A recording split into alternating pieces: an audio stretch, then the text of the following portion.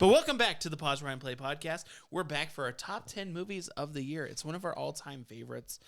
We get together and do this, and our friend Josh to the left of me here, Vince on the non-right-hand side. And Josh, I know that you have been ready for quite some time to do the top 10 of 2024. Oh, you know that I always love this episode more than anything, and so much so that the last, I think, couple years, I think it was an idea from Vince or something like that.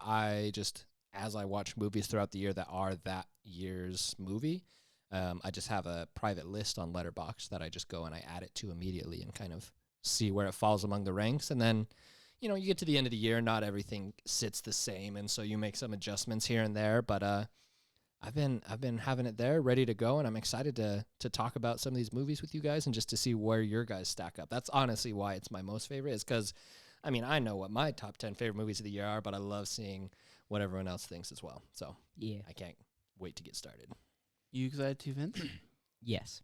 Is No, it- definitely. There's some movies here that I haven't talked with you guys. So talked about with you guys. So I'm excited to kind of like go through these and kind of reminisce a little, because some of these on the top of my list like came out like clear at the beginning of the year. It's been a while since I've thought about them. So it'll be fun to kind of go back through and reminisce on some of these movies that I forgot came out this year. I feel the same. Well, let's get going then. Let's start with number 10, guys. Number 10. Josh, hold on, Josh. Do you have any honorable mentions you want to throw up before? I do. I want to throw up all my honorable mentions Please here do. in front of Mention you them guys. loudly. I won't throw up a crazy amount, but I do. Just there were so many good movies that I watched this last year that a lot of them had to get cut, and so the last 6 to go on my list were we got a couple of A24 ones, Love Lies Bleeding, and I Saw the TV Glow, which I know Vince did not love, but That we went can argue so about that over my later. head, but we'll talk about That it. was a wild film, actually. I did watch that one too, and it was different than I expected it to be. Are you ready for this? The one that you guys really liked, both of you. I know we'll talk about it more later, but the It's What's Inside, right? The one where they do whatever, swap around. I thought I Saw the TV Glow as that one, and so I was expecting a completely different thing. And we're watching it. I was like, Yeah, what is happening? how did Vince and Josh love this one so much? Sorry. I did like I Saw the TV Glow quite a bit, and so there's a lot that goes on with that one, but I did end up enjoying it. But obviously not enough for my top 10. Conclave, an incredible one, might end up on your guys' list, but that's one that didn't quite make it for me. We Live in Time. I'm a sucker for Andrew Garfield and Florence Pugh and A24, and nice, cute, cry rom-com there. And then I actually don't have, I won't say that, but my last 2 that I wanted to mention real quick that didn't quite make the cut were Inside Out 2 and The Wild Robot. Just made it off the list. So I'm shocked about Inside Out 2 not making it on yours, but there were a lot of good movies last year. incredible movies. So those are my honorable mentions, and we can get into the top 10 unless you guys also have a few you want to go over. I want to throw Nosferatu in there. Don't really, it's not in my top 10, but I appreciate the filmmaking. I thought it was very beautiful. I thought part of it was boring and other parts were great. I have mixed feelings about it, but overall, I liked it.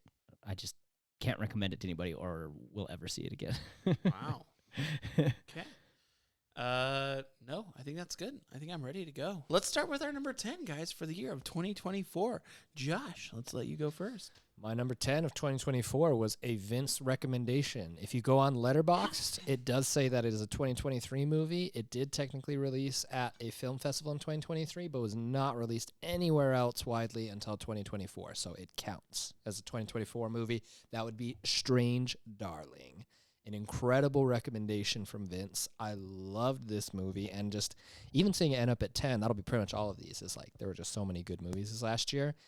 Willa Fitzgerald, who, if you've seen The Fall of the House of Usher, she's in that as well. She does a great job with these like complicated characters, and she does a really good job with that. And then the movie is very non-linear with its storytelling, and it'll try to kind of catch you lacking like at every turn, not knowing what's going on, but telling a really fun, really cool story. So Strange Darling, if you haven't seen it, because it kind of flew under the radar a lot. I probably wouldn't have seen it if not for Vince. So thank you, sir. It ended up on my top 10. It's a great one. I'm glad you brought that up because I went through my movies and it wasn't on there. So like in just the 2024 section. So that definitely skyrocketed to the top of my list. I'd probably put that up there in like the top 3. I would Really? guess. I loved it. I Oh, it's loved great. it. I loved going in blind and just going on for a ride. It's a very unique film structure, the way that they do it, jumping around in time, like Josh was saying. And I just turned my brain off and didn't try to figure out what was going on. Some people I heard complain like, "Oh, it's too predictable" or whatever, but I didn't. I was along for every ride, and every turn I was just like, "What? Oh my Oh my gosh!" It's such a fun one, man. I love it. Yeah, heck yeah. I just added to my list. My number 10 is Don't Move. I know not everyone loved this film, but essentially it's about a killer injecting a woman with a neurological agent that causes her body to not be able to do it and how she survives. I didn't love this as one of the most films I did, but as one of the films that I've like been like, I would watch it again a few times. And like Finn Wittrock is probably one of the creepiest dudes to play creepy dudes, and he does so well at it, and he's great at it. So I think my number 10 would probably be Deadpool and Wolverine. Nice. Fun blockbuster movie. Marvel just kind of doing the Marvel thing. They're doing the multiverse, and I'm kind of glad that like we have a movie that actually pulled all of these different heroes from all these different dimensions. I think we'll probably do this again once like the big Avengers movies come out next year, like with Doctor Doom or whatever those big 2 are coming out. Secret Wars, something. yeah. But it was like we've been tiptoeing around this multiverse stuff for so long. Spider-Man did it really good with their multiverse and bringing in Tobey Maguire and Andrew Garfield. But Deadpool is just like made for the multiverse stuff and just pulled in cameos and surprises and fun action and brought back Hugh Jackman in the yellow suit. You know, it was just a ton of fun to just go and watch this Marvel movie, especially because the superhero movies have been pretty subpar, mid, right? Is that what we decided the word is? Pretty mid lately. Pretty mid. And pretty so, mold. We're hip. so the Deadpool fridge. and Wolverine was just like a nice little breath of fresh air to go in and just have a good time and walk out and kind of just walk out with a smile on your face, you know? Forget that the MCU is terrible lately. Yeah, and now we're getting, you know, these next 2 are coming up. We can wrap up this multiverse stuff with a good Deadpool movie and hopefully a good couple Avengers movies and move on to whatever's next, like with X-Men or whatever. So Deadpool and Wolverine. That I would be will say I'm excited for Thunderbolts, but y'all know I'm I just am like too, I'm a actually. Florence Pugh stan, and they're just like the. Did y'all see the one? I'm sorry, we can't get too sidetracked because otherwise we will with a lot of stuff. But did you guys see the tweet where like they released that one trailer and it's like from the this person of the Green Knight, from the this of Bodies, the person who composed Everything Everywhere All at Once, all of this stuff. A24 quote tweeted the trailer with that one scene from Euphoria, like. Is this play about us? Like, because they just put like these back to back, like all these things from A24 movies, and they were just like, "What the heck?" Should we reverse it back? Vince, hit us with your me number too? 9. All right, my number 9 is Heretic. Oh, that's my number 9 as well. Oh, perfect. Good, Sweet. good spot. Why was it near your number 9s? Casey's Yeah, mad there's a because lot it's of his movies number that 1. came out. No, that's great. No, I was just curious why. I loved the beginning of Heretic. Something that I grew up in was the LDS church and the LDS culture, and so like having these 2 sister missionaries out on their mission, just you feel a little bit seen and represented a little bit, which is always fun. And then I loved the ideas that it presented. The reason it's my number 9 is because I kind of wanted it to stick to that. Are we doing spoilers for these movies? Yeah, I'd say if we can avoid it, but also not saying like we're trying to discuss our top 10 Okay. movies of the year, and also because we've taken a big hiatus, we skipped a lot of movies, so I want to talk movies with Okay. you guys. So, So spoilers for Heretic right now. yeah, so my reason for not having Heretic up higher is I had an expectation that this one was going to be more of a psychological thriller, which it is, with the finale kind of being like, will these sister missionaries stick with their faith and choose the door of Right, belief or belief the or door of disbelief. disbelief, you know? And that happens like halfway through the movie, maybe. Not even that. I And then think. and then once it gets to that point, they stop. I mean, they don't stop talking about like theology and religion and that kind of stuff, but they focus a little bit more on the horror aspect of the horror movie, Mhm. and it becomes kind of like less of a movie based in realism and leaning towards like the surrealness of horror, which is fun, but that's not quite what I wanted from this. I wanted to think more of those bigger ideas, and it wraps back around to that towards the end. It's just that middle part that kind of focuses on the prophet coming down Just and the horror. and the like cracking of the bones and stuff, which are very much horror tropes, and it's a lot of fun to see horror stuff. It just wasn't quite what I wanted from a movie that's like that I wanted to be more less scare, less like haunted house scary, and more of like scary of I don't know if that I'm explaining it well, but that's kind of why it like went down, because it kind of took a turn in a direction that I didn't want it to, even though it turned out really good and I ended up enjoying it and I love talking about it with people. But that's why it kind of dropped down. It's not one of my favorites. Nice. And for you? Well, and I also think that, like what you said, it does wrap around to that, like right at the very end, as far as like the ideas that are presented, because it gets very, they get very into the theology and everything and going back and forth, as you'd expect with it being so focused on religion and everything. But towards the end, where he's trying to prove what the one true religion is, right? Especially everything, it gets back to it, but it does focus very much on the horror.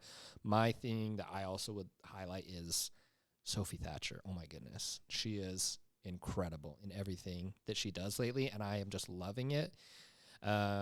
We won't get around to it right now, but when we get around to our top 10 movies of 2025, I bet you all that Companion will be on there. If you guys haven't watched Companion yet, you should do it. And if you haven't seen trailers, go in without seeing trailers, because it's a lot better that way. But Sophie Thatcher does an incredible job.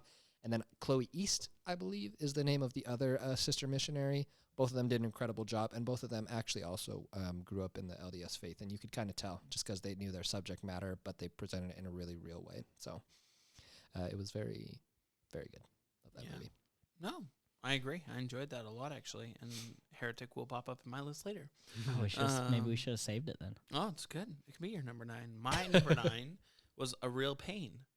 Nice. That was a really hard movie to watch, and it was a very like emotionally striking movie in the way of like familiar relationships and like what was taken from people and what people are trying to reclaim. I'm not trying to go too crazy into it because I don't want to give it off too much, and I don't want to go too nuts here, but I really enjoyed Kieran Culkin, and I really enjoyed Oscar winner Kieran Culkin. Jesse Eisenberg. Jesse Eisenberg. Yeah, Oscar winner Kieran Culkin. Shout out to you. And Jesse Eisenberg, who I believe is also an Oscar winner at some point in time, right? Maybe Who not. wrote and directed it? Yeah, wrote and directed it. And what I really liked was just kind of like the story, the reality, and just kind of the way that their chemistry was. What's really interesting is I actually had put Treasure by accident, which is another story similar to this, and has Stephen Fry and Lena Dunham going back to, I think, kind of the same type of experience, but it's a mother and father in that story. But A Real Pain was like one that was like, oh yeah, no, this was the one I meant, not the other one. So A Real Pain was my number 9 of 2024. Josh, let's swing it over to you for your number 8.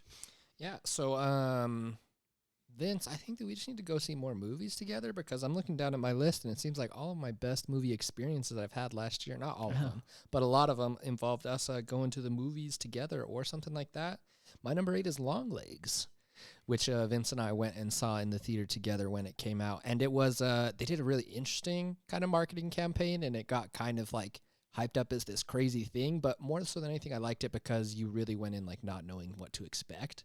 And Longlegs just has these creepy undertones, and I'll shout out like all of these incredible actors and actresses all the time, but Micah Monroe especially just does incredible stuff in the horror thriller genre lately. Like, she has been doing such incredible work, and she does an amazing job. Like, I know that Nick Cage kind of, I wouldn't say transforms himself, but he definitely he embodies his character as a weird, creepy serial killer in a good way, and I think he does a good job. But I think that her performance is definitely the standout of this movie, and they tell it in a really creepy way, do incredible cinematography. Just, this movie is very creepy, makes you feel very awkward, and they bring it home in a big way. So I love Longlegs. That's my number 8. I think I'm going to put Challengers as my number 8. Sexy tennis for Vince. Might move up higher, but for now it's at my number 8 place. It really is. It's freaking sexy tennis. It's like, it's so good. That's the a movie pacing made for you. Yeah, the pacing of the movie is so much. It's like, it moves. It's intense. Like, it's sexy, like you said. The tennis, the filming of the matches are awesome. Like, they do shots of like where you become the tennis ball going across the court. Zendaya is amazing in it. She actually plays like a grown-up. I'm so used to her being a teenager that it was nice to see her being an adult, like act her age, you know. And the two guys that are in it are really good too. I don't know who either of them are. I can't remember, but But the movie was just like it's fun, and the soundtrack or whatever you call it, Score. the score in it is awesome. Like I was think one that of was those one of the people that nominated, right? no, it wasn't. And I think a lot of people were like over here like, well, what the crap? Because it's like it pumps you up, that score, and it moves. You know, it just keeps you going. Vince, I'm gonna go with Nosferatu as my number 7 film. I know that it wasn't for What you, and happened that's here? okay. Wait, what was I your didn't number hate it. I eight? gave it 4 out of Wait. 5. I gave it a 4 out of 5 star. Oh, but- sorry, that's my number 8 film. Sorry, I Okay. was wrong. My number 8 film is Nosferatu. I gotta know every one of your films, Casey. sorry. You can't skip over a single one. I'm glad because I would have missed it. Nosferatu, I really liked it a lot. I actually, in so much that I bought it before I could rent it, type thing. Like that's how One of the ones interested you're I was. waiting for it to come Yeah, out. So you're like, like, sure. I didn't go see it in the theater, but I like saw enough of like the hype, and I've always like enjoyed the story of it because I've seen the original old school kind of like silent film stuff for a long time, and I've just always enjoyed kind of the world around it. So Nosferatu is my number 8. I really like Bill Skarsgård's presentation of the vampire himself. I thought that Lily Depp did a really great job in her role, and then I forget what the other guy's name is who was like kind of like unexpected. Aaron Taylor Johnson did wonderful, and then I just love that we've went back to form by putting what's his name in a position where he dresses up and looks like very old school. And Willem Dafoe. Yeah, Willem Dafoe. Thank you. But yeah, no, I really Like enjoyed Poor Things. the entire cast of it. So It was so Good film. beautifully shot. Like there were moments in that movie that I was just like, this is cool. Like the carriage, when the carriage pulls up in the forest to pick him up, and it's just kind of like snowing. Like it's a really beautiful movie. I gave it a 4 out of 5 stars. It Yeah. just wasn't my favorite. no, that's totally fair. It's way more sexual than I thought it was expected it to be. I saw this meme that was like, bro forgot that the sunlight will kill him when he finally got laid or something. Yeah. And you're like, yep. But like same type of thing. It was like kind of like, obviously it talks about like themes of like the bubonic plague. There's slight like kind of like conversations about immigration and racism kind of strewn throughout that. But then also just the fact that like there is like a longing and a desire, and like love back in the day was like perceived as kind of like such an intoxicating force that people went to war over it and did so many things. And I think like the whole "you are bound to me" like type thing, and it's like super dark and kind of like ominous and sketchy love, but still like kind of like I think love is a wrong word. Lust, desire. I don't want to go into it more, but like it was just like a lot of things, but like well done. If you guys have seen like the background images of how like Bill Skarsgård's like character looked, like all the minute much details that went into everything. Like he was in a latex suit the whole time. Like that was latex built upon latex. Cool. And he like talks about an interview that he's like, yeah, they had to like stick a pin in there and squeeze the sweat pus out of me pretty much. And you're like, that's disgusting. But I yeah. love the voice he did for it too. He did such a good job. Yeah. Oh. I like that they like that's the cool thing about I can't remember the director who made these ones. Robert Eggers. Yeah, Robert Eggers is like his attention to detail for the time, and being like, yeah, we're not gonna make these vampires pretty and sparkle. Like we're gonna make them gross, freaking like Transylvanian, like big old nasty mustaches, and like this is not an attractive person. He's a disgusting rotting corpse from Transylvania. Really Yeah, cool. timely. Yeah, totally. Just all around like intensely wonderful. My number 7, Lisa Frankenstein. Ooh. No, neither of you guys. I have Lisa not seen it, Frankenstein yet. but Oh, it's so fun. It know is about such it. an entertaining movie. It feels like it should be a Tim Burton movie. It's got that like real quirkiness that he brings, that kind of like gothic comedy that he brings to his movies.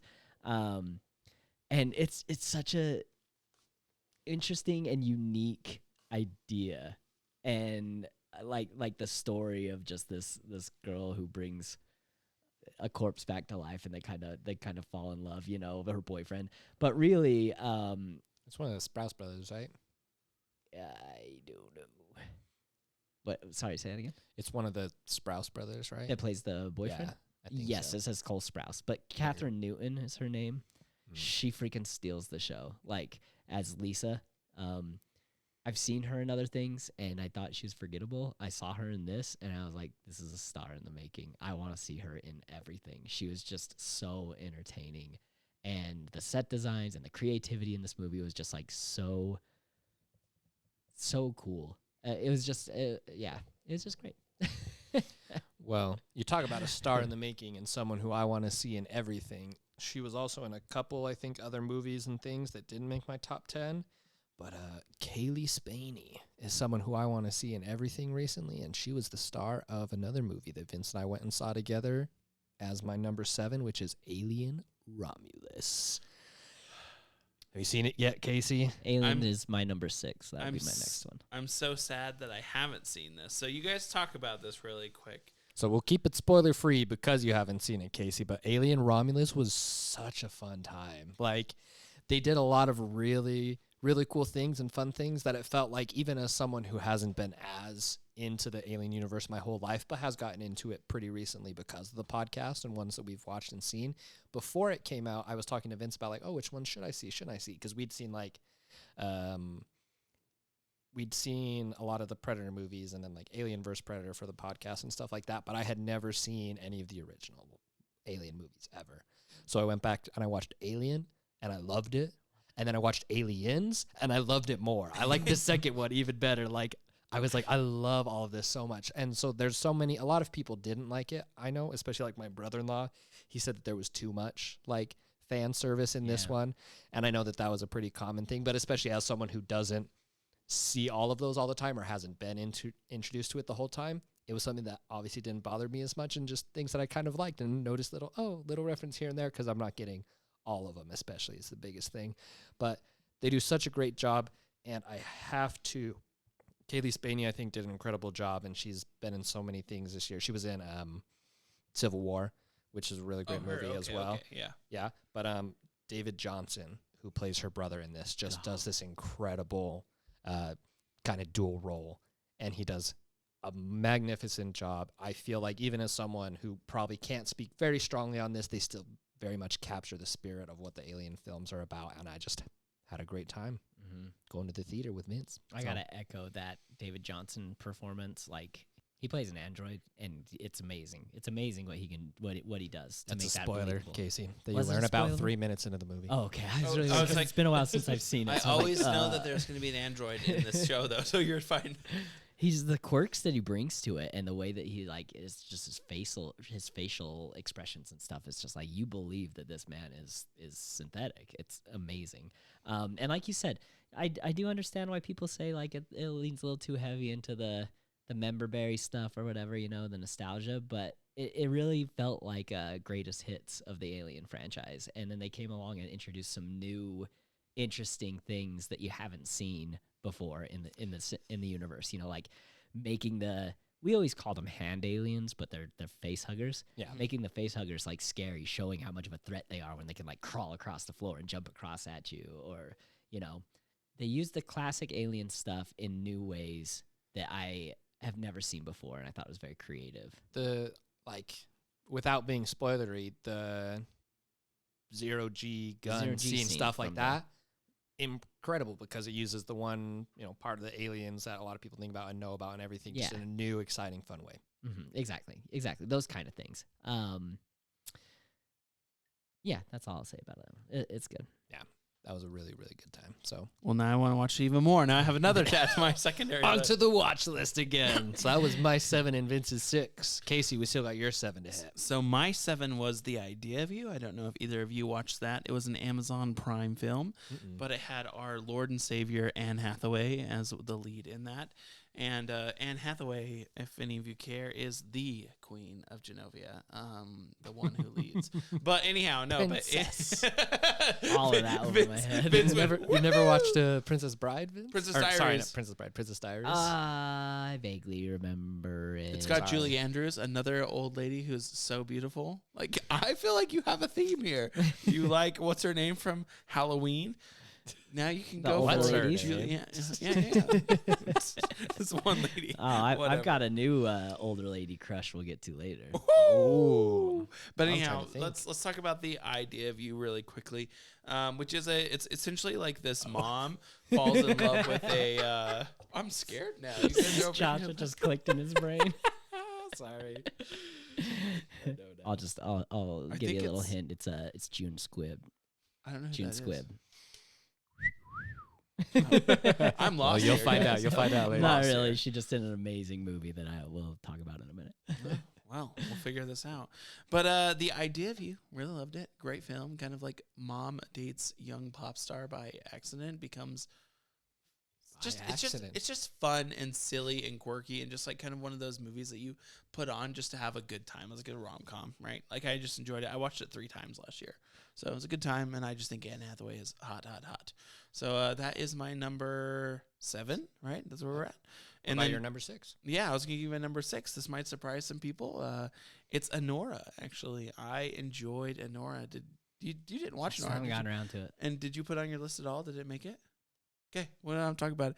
But Anora, I thought was a lot of fun. I thought it was weird fun. It was kind of like, It's not what you're expecting. yeah, it's not what I expected at all. And just to preface this, one of the people I work for recommended it to me in a work meeting, like dead in the middle of the meeting. Hey, Casey, I know you love movies. Have you watched Anora yet? I was like, no.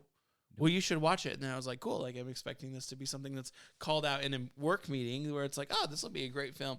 I saw it was rated R. I saw kind of the basic themes of it. Oh, my goodness. Wow. It was like that. But I really thought it was a great story. The story was intense. I'm going to let Josh kind of chat about it more, but Nora was my number 6 of 2024. I read the little like paragraph that sums up like what the movie's about to Angela during the Oscars, and she's like, "Oh, so it's just Pretty Woman." It's a little bit more intense, I would say, than Pretty Woman, because you have got the Russians are in there, all sorts of crazy things. I'll keep my thoughts short and sweet because I want to leave it to Vince to talk about his new old woman crush. Because my number 6 is Thelma.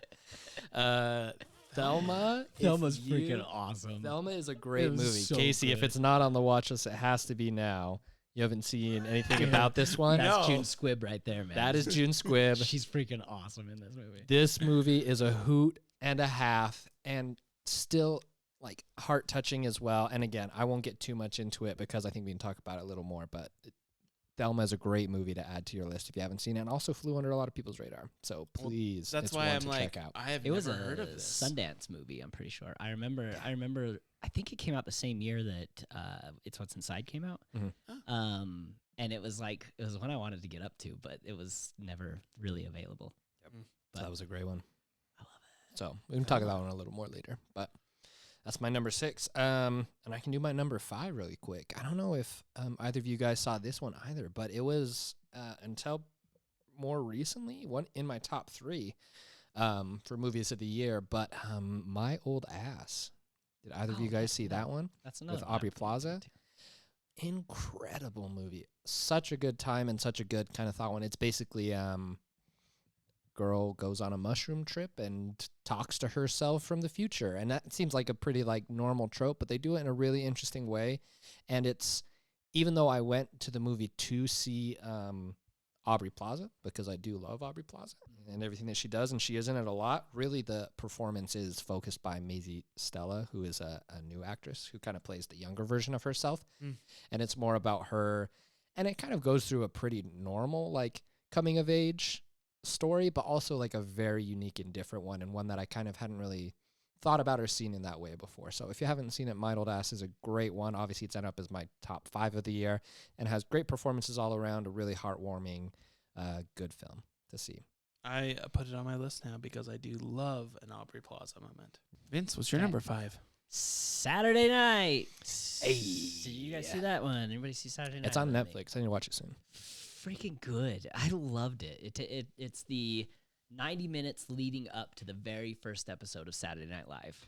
Oh, they just do it like in real time before that? I don't think it's Ish? I mean, ish. I don't remember if it's like it's not like a one or anything, but yeah, it's like basically the 90 Interesting. minutes. I don't know if it starts the movie 90 minutes before, and then it's an hour and a half. But that's what the little premise thing says. You know, it's like October 11th, 1975.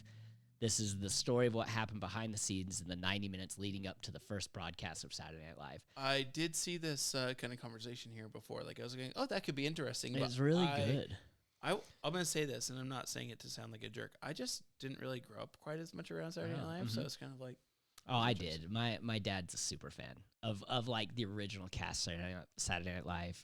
I grew up watching DVDs of like, because I didn't have Comedy Central or whatever it was on for a long time, so I grew up like renting the best of Chris Farley and the best of Dan Aykroyd, you know, and watching those DVDs, and then just catching them here and there when I could, or like in reruns when I finally did get TV. So like that era of Saturday Night Live is like something I'm vaguely familiar with, you know. I mean, the era before the original era, Right. Chevy Chase, Dan Aykroyd, all those guys. By the time I was when they were making movies, you know, like Ghostbusters, Coneheads, National Lampoon, you know, all those guys. Like I kind of grew up with that cast post Saturday Night Live, Interesting. so I know all of the cast fairly well. And they got and- kind of an all-star cast for this movie, exactly. right? They do embody their characters very well. Like the guy that they got to play Chevy Chase, just like kind of, he doesn't look like Chevy Chase. I don't think any of them really. I mean, some of them look like their original actors, but they just kind of embody just like the person. You know, don't look exactly like them. They still feel like that person. You know. And just, it was very interesting to see how much drama was behind it and how this show that's been out for literally 50 years now Crazy. got started just out of a power play with the studio, essentially. Like, no one expected the show to be successful. They were using it as a way to get Johnny Carson to sign a contract, and they were just like, fine, if you don't want to sign your contract, we'll just let this guy, Lorne Michaels, who's never made a show before, put his show on air. You know, it was a negotiating tactic. And now up until the moment, I mean, this is a dramatized version of the movie, but up until the moment they hit play, you know, or started acting, they didn't know if they were actually going to have a show. And no one really knew what it was. It was just a bunch of sketches. Anyway, that just hits close to home and just, I thought, was very well done. So My number 5 is actually Speak No Evil. I don't know if either of you guys watched that one. that was earlier. I That's don't know if great. you guys. I said something very creepy where I was just like, "Well, if we're waiting to see what your number 10 is going to be, I can talk about another weird actor or like a weird guy or something like that." And I was thinking of James McAvoy from Oh, from Speak No Evil. This was probably the wildest film I saw all year for a number of reasons. And it was unexpected in a lot of ways, but somehow expected at the same time. Like, James McAvoy as an actor, give the man every award, put him in all the creepiest films, and he will deliver. Like, a lot of people know him from like Split and like being Mr. Tummus in The Lion, the Witch, and the Wardrobe. What's that face for? he was literally Professor X for years. Mr. Tumnus, He's the X-Man. Mr. Tummus didn't blurb to the witch. You're like, for- oh, he was in Wanted. Actually, I rewatched Wanted recently, and it's great. It still Yeah. holds up. Freaking curving the bullet, Yeah. man. That was cool. But James McAvoy is such a good actor, and I loved kind of the setting of this film, like the story behind it, and I just kind of like the idea of like, what the fuck is happening in people's back? Dude, don't make yards. friends on vacation. Yeah, I don't even want to make friends with people at the store anymore. I'm like, I chat with everyone. Like, I'm just like the master of being like, to the cashier, we make buddies. I can ask people questions. We make You are buddies. very good at that. I want to be done with it. After watching this film, I was like, nope, not a good time. But like, that film was really good. I thought the acting was great. The writing was great. And I think like McAvoy in these type of moments where he can really show his talent is like, I'm curious how much of him is just unleashed during that time. And then when he goes to bed at night, he's like, oh yeah, I'm just a wonderful Scottish man. Like, it's like, I don't know. It's great. So yeah, The worst thing is I really did want to hang out with that guy through the whole movie. Just he was so friendly and welcoming and just like, just seemed like a cool guy, you know, through the whole thing. It was so cool. yeah, Yeah, no. James McAvoy, man, he It's alluring. he has a crazy way of somehow introducing you to a character's entire life and backstory just through a few lines of dialogue and his body movements and stuff. Like Split, this movie, he does an incredible job of just portraying all of that so quickly and so seamlessly, it Yeah, seems. it's just like the full energy, right? You like sit, like some people you hear it in the voice, like some people you do. Do you know who I would compare him to, like as far as like presentations go? He's the guy who's in the Gangs of New York, who's like one and up. Daniel Day-Lewis, like Daniel Day-Lewis and him both have that ability to have such a presence of like you feel it in their face, you feel it in their actions, and like it doesn't feel forced. Like some actors really show up and you can tell that they're like trying to get in there, and they just show up and they're like swagger and they know what they're doing. Like that's all I can say about it is they have it. It's they have the thing, they have that whatever it is that I don't have in that way. So I need it. But yeah, no, totally. I agree with you on the hang out with that guy though. I mean, there was some creepy moments that he had, but like when he was being friendly, Yeah. like pulling the guy in, you know, just saying all the right. I brew things. my He knew own exactly how things. to like manipulate I know a guy who the like withheld people, you know, that are kind of don't make friends well or easy. Oh my like, gosh. Yeah, me too. I don't make friends very easily, but he's just like. He comes in, he's like, "We're gonna be friends whether you like it or not." I'm like, "Okay, James McAvoy, I'll be your friend." Okay, James McAvoy, that's great. Oh man. Also, This- I just love how you're like, he was Professor X. What is This movie didn't make it on my top 10, but I did love Speak. Yeah, me Speak too. No Evil was a good one. Mhm. I liked it. That's fair. That's fair. What are we at? Somebody's on number 4 now, right? Number 4, I think we're all on number 4 now. Oh my god. Want to talk about Thelma now? Yes, is that your number 4, Vince? it's my Let's number do 4. it. Yeah. We gotta be semi-spoiler free. Like I wanna. Good. I know Casey already has put it on his list, Keep but we it- gotta get him. Keep it as interesting as you want, 'Kay. and even if you give me a spoiler, We won't give you a spoiler. The premise is a 93-year-old lady who is getting on in life, you know, kind of aging, not able to do everything that she's been able to do her entire life, gets conned out of a bunch of money by a telemarketer or a telephone con artist guy. Mhm. It's one of these guys that are like, they call up and like, your grandson is in jail. You need to send this much money to this place. And she gets conned out of it. And then so she goes on a mission to get her money back and to prove she's not like useless, like a useless old lady. And it is heartfelt and it is hilarious and it has some like old people conversations that still I'm just like cracking up about. Like one of my favorite lines in the movie is like they're just sitting there talking and she's like, you know, people don't talk about bread like they used to anymore.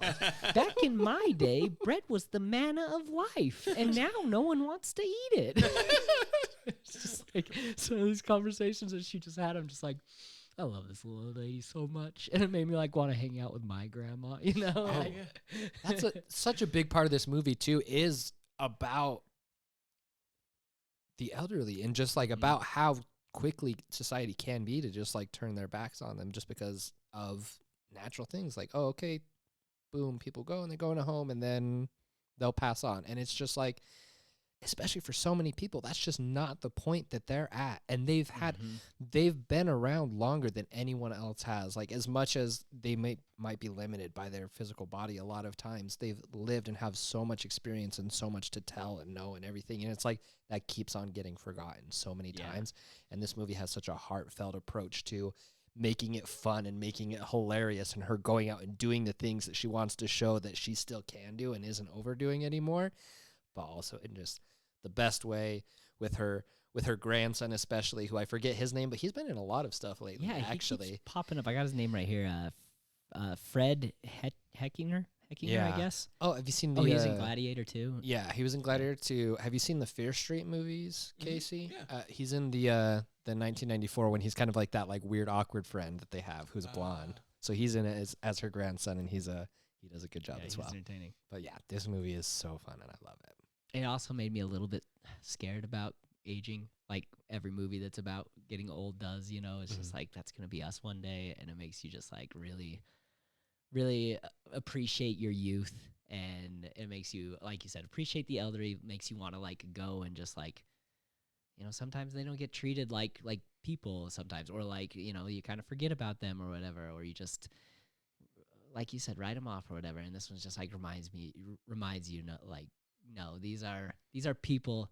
Go have a conversation with them because they have so much to say.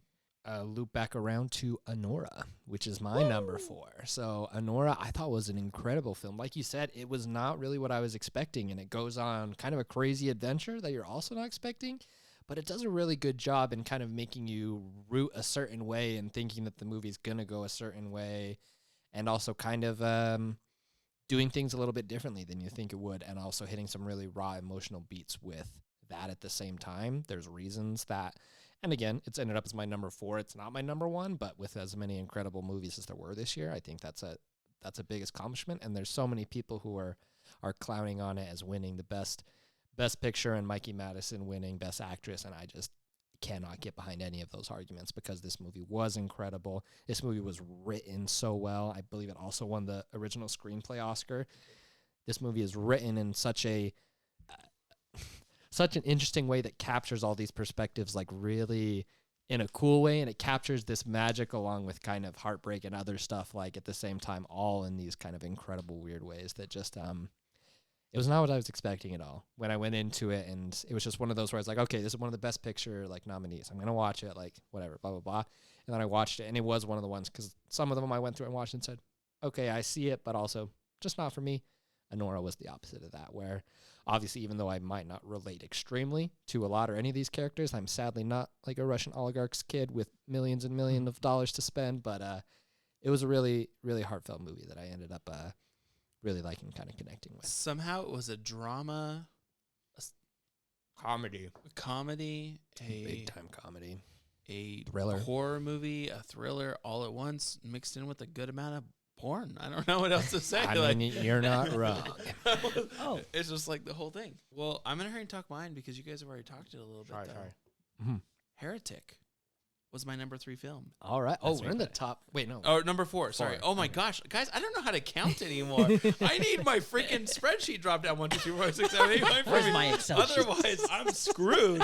I literally made like I inserted a chart and I only did 2 instead of countdown. I should have done that. But anyhow, so my number 4 film Heretic. is Heretic. And what I really liked about this film is obviously it's been noted. We grew up in the culture. We understand kind of what the freak is going on. I thought it was kind of crazy that the guy from that 70s show appeared and seemed to be a young but oldish person. yeah. What's his name, Melissa? Topher Grace? Was it Topher Yes. Grace, yeah, Was Topher he Grace. the He was like the missionary brother service. missionary? Yeah, he was like the volunteer missionary. Which coordinator. that part, that was all that off. part did not match. No, it didn't. That was It seemed all like a off from- very strange omission I'm for cur- someone who seemed to do his work. I'm curious what it was and kind of what it really meant, but I don't know. But anyhow, I really liked Topher Grace's appearance, but I really, really, really love the lead in this. Yeah, Like Hugh- we've talked about, Hugh Hugh Grant. Grant. Freaking was amazing. He in it. evolved from the prime minister in Love Actually to his character in Notting Hill to all the other roles he's played to being the craziest freaking dude I've ever to met. an Oompa Loompa in Wonka. Yeah. I think that was the last thing I saw him in before this. But like that's what's crazy is the man has range. And like what it really was and what it turned out to be was just like there are people, and like knowing that we've grown up in the bubble in the region we have in the Intermountain West, right? It's very fascinating to also get in relation like the external people who also go seeking for similar things that were talked about and told as kids, and how that can go in a crazy way, because anything you become too obsessed with can become dangerous. And I think that that's kind of the tell here that we all learn about. But I love the idea, the diagram, the story, the world building that was kind of done in such a small space. So that's why Heretic was my number 4. Well said. Yeah. Now we're on to number 3. Top three. Top 3. Top 3. This Top is the podium, three. guys. Top This is three. the podium. I mean, I've already hit, I think, a couple A24 movies. This one is not. And I actually don't think I have any A24 movies in my top 3. But We're turning off your mic now. I've just gone against everything I've stood for. Yeah. But all year. no, my number 3 is one that Vince briefly touched on, said he could talk about more later. I can't make the sound. The Substance. Oh, okay, good. You did bring it up. Okay, this is the one I took off my list. That Oh, I yeah, you wanted to said it make was sure we like- talk about. I have Yeah. so much to say about The Substance too, but it's not in the way that you guys have to say about it. So you lead, and I would. What does that mean? I hated The Substance. What the I know, heck we- is we can wrong? talk. I we can talk. hated. Now Casey's microphone is actually off. I'm just kidding. You're back. Though. Well, You're this back. will be interesting because Josh apparently you loved it. Oh, I love the Casey, you Substance. apparently hate it, and I have very mixed feelings on it. So this is kind of perfect.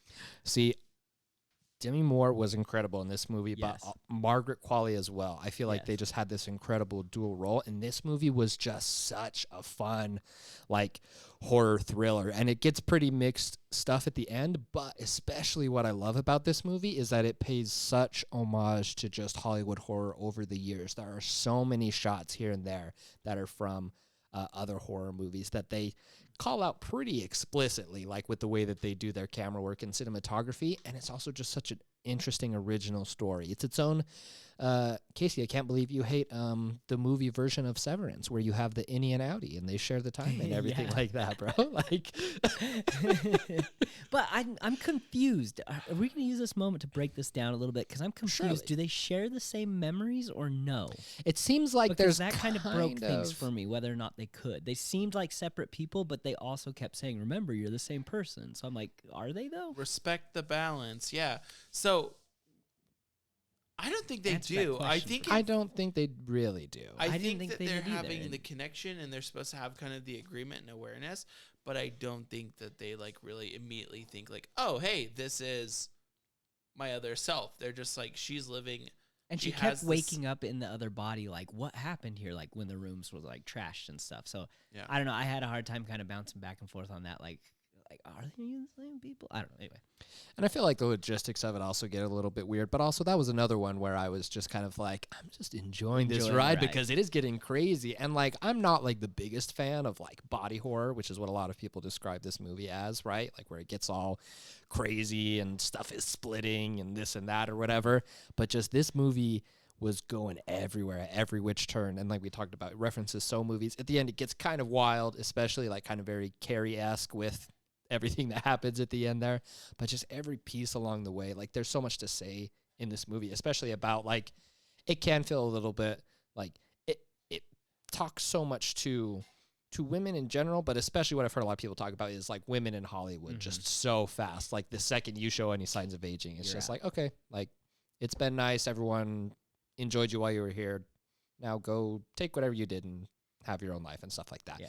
And Demi Moore is such an incredible person to be able to portray that because she does not like she has not lost her looks over the years, but she is someone who has been in Hollywood over time and has aged a little bit, and just like to be able to show the incredible like differences that pop up from that, where one side is just like, oh, you have to be new, fit, all this stuff, blah blah blah blah blah, and you've got freaking Dennis Quaid there, freaking Yeah, he's so good. So that was actually technically supposed to be Ray Liotta's last role. Like that was the last role he was actually filming for when he passed away. So Dennis Quaid was actually brought in to fill didn't know in that. gap. So yeah. I do like Dennis Quaid, but it's also a very weird contrasting role because the main thing I know him from growing up was The Rookie, which is a baseball movie. Yeah, he so- he was crazy and gross, and Ray Liotta would have done great in that role. But and yeah, he's eating them prawns.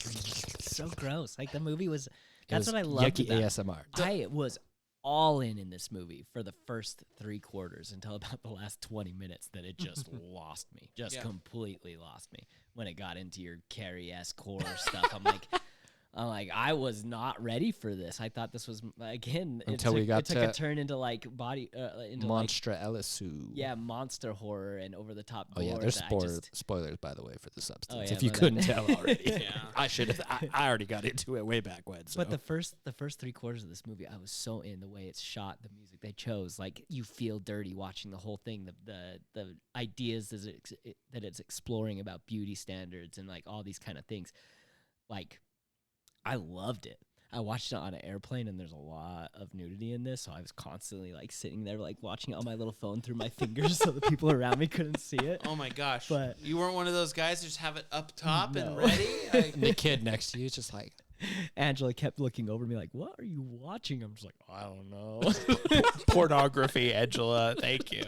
Well, I think that's what's hard about this film, and that's what's got me is the body horror is not my jam. I think, and this is kind of weird because I like Saw. I like a lot of these kind of like films like that, but like the realism in the fact that like you wish you were, you could become, you could do a number and array of things. It's just very like interesting and fascinating from that avenue. However, it was gross. It was so funny because I don't mean to do this, but I accidentally like had a theme for my flight where I watched Thelma and I watched The Substance, which is all about dealing with aging and that kind of stuff. It was like a good back-to-back movie, you know? Yeah. But that's some of the stuff that I liked about it. I'm not usually one for body horror either. Like, I hate the Saw franchise, post Saw 1, you know, all these like gory like torture porn movies, like I'm not into, but I felt like this one used it perfectly in the like the idea that it's painful to become young again, and the way she like births a second version of her out of her back and has to like steal the spinal fluid, like that kind of stuff. Like it just kind of goes with it. It's just like dirty and gross and painful, and just like this whole world that they're involved in is just disgusting and just run gross, you know.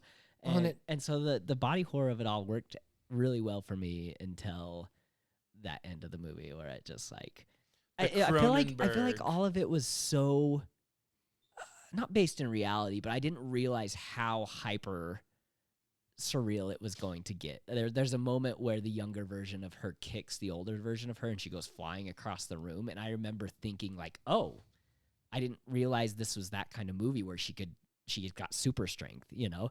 And then from there on out, it was just like, not only does she have super strength, but we're going to lean into the surrealism of this and just like turn her into a monster, start walking around town and bleeding to death. And Well, and like you talked about with it being like dirty and everything like that is very much kind of like with beauty standards and everything like like this makes you look so nice and this and that or whatever, but it's like what you're actually doing to your body with all of that, like kind of is doing it. And so I think a lot of that is kind of displayed by like they're trying to show a lot of those things of like when she has to go get the substance, right? And it's in that weird alley and going through these nasty rooms and stuff. And then it's like, look at this pretty white room that has your locker. Everything is perfect. This is fine. Well, Like, what you notice in the film, though, is there are fewer and fewer boxes. Did you guys kind of notice that? There are fewer Oh, and fewer no, I didn't. lockers. And it's because people are closing their loops or Yeah, whatever. Not closing. loops. Sorry, it's not Looper. whatever, closing their crap. I But mean, yeah. Demi Moore, Bruce Willis, Um, making a connection. yeah. Yeah. I did absolutely love when she did turn into the horror, the monster version of herself, and she just still like goes and puts on a dress and tries to put on makeup and stuff, and then just sticks like the paper cutout. of her She on her stapled it face onto her face, and right? just Yeah. walks into the show like she's normal, and everyone's just like, yeah, okay. It's just like it's like the We've been makeup and waiting. stuff. It's like, yeah, you're covering up your what you believe is your your flaws or whatever through makeup or whatever it takes, you know, and underneath it all you're still still you, whether you like it or not. I don't know. It was crazy. It was crazy, and I loved watching it, but it was so weird. I'm man. I'm glad you loved Wow. it that much. That's all I have to say because I- it left me with the ick. I think that's the purpose of it though, is to leave you with that ick. And I think it'll just be kind of different for everyone. But I think that Yeah. we all still like, I feel like this is a weird one where like, usually if I love a movie so much, it's my number 3 movie of the year, but it like falls off of your guys or someone says they hate it. It's like, we got to go to war. What is happening? But it's like, we just had this conversation and somehow I think we've all agreed with what everyone else has said Yeah. and also agreed with where it's ended up on all of our lists. So the Fair. Substance was my number 3. Okay. I'll go next. All right, go for it. Mine is Dune Part 2. The reason I placed it on number 3 is I think the other two just were more up my avenue. I love A Space Jihad. I love what's happening in Dune. I think that it was great, but also it was released a long time ago. So the other two that are more on my list right now are things I've watched more recently. I Recency really bias. love the whole entire Dune universe. I want more. In fact, I went to a estate sale the other day and I walked out with like 20 books around Dune, which was kind of Nice. cool. So yeah, no, really cool stuff. I really just love Dune Part 2. I'll go next because I think Dune Part 2 I have it as my number 1. Okay. But this is what I was saying before when we started the podcast. Like I gave it a 5-star on my letterbox. It's the highest rated of the year for me. I absolutely love the Dune universe. I have not wanted to watch it again since I saw it the one time in theater, and that confuses me. Because I think it's an amazing piece of art. I think it's so well done in so many ways. I don't know if I got into the Dune universe too much and got burnt out because I read the book right before, you know, and then watched Dune part 1 and then part 2 back to back pretty much. I don't know what it is. But It's because I'm Denis not- Villeneuve only made it for an audience of one, which was himself. So the rest of us were collateral damage. No, keep going. But like I loved it. Like I thought it was an amazing movie in so many ways, and I think I will want to watch it again eventually. I just have no real excitement towards it right now, which is very strange. Like the fact that it was like left out of a lot of the Oscar nominations and stuff. I wasn't really. I mean, like I think it deserved it, but I wasn't really like going to bat for it like I was the first one. So like I think it was like it is my highest rated movie of the year. but I don't know if I'm feeling it as my favorite movie of the year. So I think that's fair. Put it at number 3 with me, and then that would be my number 2. 'Kay. Like I think I have it as number 1, but I think it would be like right up there. My top 3 probably interchangeable. cool. Well, tell us your number 2 then. Wait, what was Oh. your number 3 though? Strange Darling. Oh, right. Yeah. Strange Darling. Yeah. Okay. So that's your number 2 then. And wait, were you able to say everything you wanted to about Strange Darling before? I think we kind of got into it, right? Yeah, I think we got through it all. Okay. Sweet. My number 2 was a film called Oddity. I don't know if you guys watched that or saw it on my letterbox, but essentially it's an Irish film, and it's kind of based around the brutal murder of a twin sister and this blind sister who owns a curiosity shop, like kind of like a, what do you want to call it? Like a Wicca, like witchy shop type thing. She goes to her former brother-in-law's home. She's blind. She brings this big old box with her. And then out of the box comes these kind of like things, but then she's able to get kind of the details and story out around her sister's death and find out a lot of things. I thought the film was beautifully shot. I thought the story was very compelling. And I just like that these other films and other stories around the lore that I didn't quite grow up with. It just is one that I've actually went back and like rewatched parts of it because like that was a weird moment. And I just also loved the old school kind of architecture of the whole thing. I thought it was odd but enjoyable, which makes sense because it's called Oddity. I'll go next with my number 2 because also I don't know if this is my favorite movie of the year either. I don't know. I don't really feel like I have. Is it my number 2, Vince? I don't think so. Oh, No, I know it's not. It would be The Wild Robot. It's not, right? That wasn't yours. It's not. Yeah. The Wild Robot was amazing. It was an incredible movie. It was beautiful. It was heartwarming. It's just a movie about family and finding your place in society, I guess. Finding your place with your people. I think every frame, we talked about this a little bit at the Oscars, like, I can't believe that other movie won because I didn't think it was that good looking of a movie. And I couldn't get into The one it. from Cyprus? No, Yeah, I don't know where it's from Latvia. Oh, and okay. Flow. it's really impressive because it was made by a team of like, what was it, like 4 people or 5 On or like 8 free people software. on free software, like awesome. Rendered like it's a cool story, but at Yeah. the same time it's like that doesn't mean that it like, and to be fair, I love Flow. It also was Flow. one that kind of just ended up outside of my top 10 by a little ways, and I loved it and I wasn't upset with it. But also I also have Inside Out 2 and Wild Robot higher than it on my Yeah. ranking. So I felt like it was like, I don't want to talk crap on it because it's impressive the feat that they did, but I just felt like I was watching a Nintendo Switch cutscene through the whole thing. Like it was fine. It's just I can't believe that it was the best. It just did not connect with me. I'm glad people love it, but it just didn't connect with me like the Wild Robot did. Wild Robot is gorgeous. Because like literally like I'm a sucker for family. I love that this robot found a role as a mother, you know, and I think that's very heartwarming. And I just keep coming back to it. I just could not believe how beautiful it was. Like I just when we were watching it, every time a new scene came up, I would just like look at it and think to myself, like, if you just had a still image of this right here, that's a piece of art, like a beautiful piece of art that I would put up in my room. And then it would go to another part. I'm like, freeze frame that, put it up in my room. Like every scene just looked so pretty to me. And throw in an amazing story to go with it. I was my best animated picture for sure. Definitely. Lupita Nyong'o, Jason Bateman also do incredible jobs. The voice acting as well. It is really a gorgeous film. Yeah. I love it very much. Okay. Is it me then? Number 2? I think I'm the last number 2. My number 2, going back to movies we see together, Vince. I flip-flopped my number 1 and my number 2 probably 20 times this year. They went back and forth and back and forth and back and forth.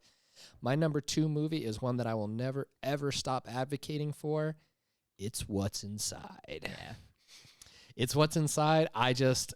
We went and saw this at Sundance. We've already talked about it a lot, so I won't talk about it in depth because back when we did, it was maybe the Apes podcast or a different one. I know that we kind of got into it, so I won't go too crazy with it. But It's What's Inside was an incredible movie. The editing was insane. It made it feel like such a fun time, such a crazy ride, and there is a lot of great young actors in this as well, which really sell it, and they all do an incredible job. spoilers-ish for It's What's Inside, but also, like we said, which they shouldn't have done, Netflix is like, here's the whole hook of the movie. Here's the whole premise in the freaking little Netflix snippet that they show you. I get they've got to bring you in, but so much nicer, like when you can go in and not know those things, which luckily we went and saw it at Sundance, so we could. But It's What's Inside. I love it so much, and I was really scared because we went and saw it then. I was waiting the whole year to see when, because we knew it was bought by Netflix, but we didn't know when it was going to come out. I waited. It was finally in like October that it came to Netflix, and I was just like, oh man, I've loved this movie, and I've been talking about how much I've loved it for the whole year, and I'm going to watch it, and I'm going to be like, oh my goodness, this was not as good as I remembered. It was not that way. I was so happy. I watched it 2 more times after it, so it came to Netflix, and I watched it, and I was like, that was great, and I watched it again, like a week later or something like that, because I loved it. It's What's Inside has made my number 2 movie of the year, and I'm kind of sad it's not my number 1, but at the same time, I'm like, yeah, I feel like that's about right, but I love that movie so much. So, I had a hard time with What's Inside, to be honest with you. I don't know if I was distracted during it or what, but, I was just kind of like, this is fun but weird, and I feel bad that I didn't, love it as much as you guys did, and it wasn't that you guys, hyped it up or anything like We're that. pretty biased, too, because we had the whole Park City experience to go with it. Yeah, Sundance You experience to go did. with it. I So- had 4 fun. beers beforehand, too, so I should have been Basically maybe the you Park should've City loved it. experience. Yeah, I should have loved it. But where I'm going with this is, I don't know what happened, but I enjoyed it, but I didn't love it quite as much as I think either of you did, which is fine. And I also feel like most people have kind of felt that way about the movie, Yeah. which I think is fair. But at the same time, I'm like a lot of times it's I understand it. This one just hits better for me. But for this one, all the times I'm like, but why though? I feel like there are these things. And I'm like, okay, but did you like this? Did you Yeah. I feel like I'm a hardcore defender of the movie, but it's yeah, but these parts and everything. And what I also loved in watching it a couple more times is you see and you kind of notice more as you go. So major spoilers for It's What's Inside. If you haven't seen it, please skip ahead a minute. What I really loved especially is they do a really cool job like they do with the RGB lighting of showing the actual people who it's supposed to be versus not and stuff like that. Yeah. And they very sneakily throw, what's her name? The sister, right? Who you think I forget what his name is, the character. It's been a while since I watched again. Forbes. Yeah. So Forbes' sister, who you find out at the end of the movie is the one who'd actually been there the whole time. They very sneakily throw her in there a couple times. Really? Throughout the movie, but they Just don't. was They do it quite sneakily when they're doing the background of doing stuff like that. They make it happen, but you don't really notice. And then me watching it a second time around, I'm like, oh my gosh, freaking out and That's seeing her and awesome. all this different stuff. And I have to. I like all of the people who are in here. I think to do a great job. But Alicia Debnam Care, I guess is her name. She's the one who plays the Instagram girl or whatever. They really throw her into almost all of the roles, and she does an incredible job. I think of anyone, I think that she kind of had the standout performance, even though she wasn't one of the protagonist. But this was also one where it was even though maybe it should have been something that I saw coming, sorry, if you're still here, I might have gone longer than a minute. Still spoilers. Still spoiling things. Still spoilers, sorry. But the twist of oh shit, they just died. What the heck happens? I feel like some people saw that and they're like, oh, interesting. Where I was like, guys, this is insane. What they are gonna the do? implications Yeah. of this? I don't know. I just love this movie so much, which is why it ended up as my number 2. If you haven't seen it, It's What's Inside is on Netflix. Check it out. Yeah. I echo everything you say. Probably would be my favorite movie of the year, right there, neck and neck with Doom Part 2. So, freaking nice. amazing movie. I love a body swap. Very nice. Are we to number 1? It's time to do number 1. I kind of already did my number 1, so you guys take us home. Number 1. I'll do my number 1. Do it. Because I know we've talked about it. And I was going to chime in earlier, but I didn't just because I have my own thoughts and I feel a little bit differently from you, Vince. My number 1 is Dune Part 2. I remember this episode 3 years ago or something, and you guys were on the Dune hype train. I was like, guys, I don't care.